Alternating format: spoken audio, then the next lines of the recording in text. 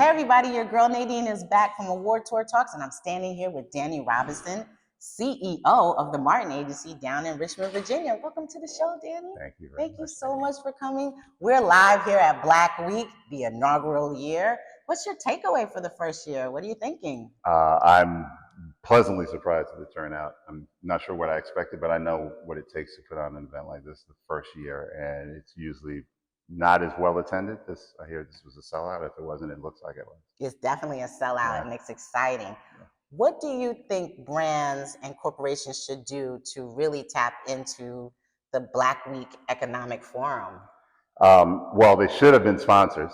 They should have been here. Yes. And it's also true of first events like this, the first year events, that people are waiting to see how things go before they jump in. I am anticipating, because I suspect a lot of really good feedback from this event. Mm-hmm. Us going back to our agencies, going back to our companies, talking about it, seeing it online, reading about it in the press, I would expect sponsorship to be much easier next year. And I would encourage brands to take a look at what's happening, have those conversations, and come back in some force next year.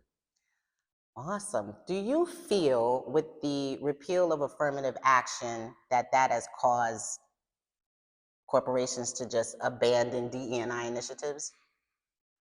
I think the abandoning, or at least a shrinking of, maybe has less to do with that and more to do with what I often see: priorities change. And unfortunately, at a time where people were pressed and pressured to focus on DE&I, and I've said this before, that I've heard people say that they are grown weary of DE&I, and I say I've never heard a company say they've grown weary of having conversations about revenue and profits. Right. And that's because that's something the organization cares about. I think if companies care about things, they focus on it, and things don't wither and die. I just think a priority shift, and it's been easy to focus on it in 2020 and 2021. And my fear always was the foot would come off the gas pedal. Right. I know how hard it is to keep momentum like that going, and I think we're seeing that, maybe in part, but not in whole, due to the change in affirmative action. I don't think that's the sole contributor. Okay. We've been talking about DE&I for like forever, right? And like you said, people seem to grow weary. Like we're not like really like moving the needle. You're tired of talking about it for 4 years. We've been talking about it for hundreds of years. Right, hundreds. We're not tired. Right. But yeah, yes.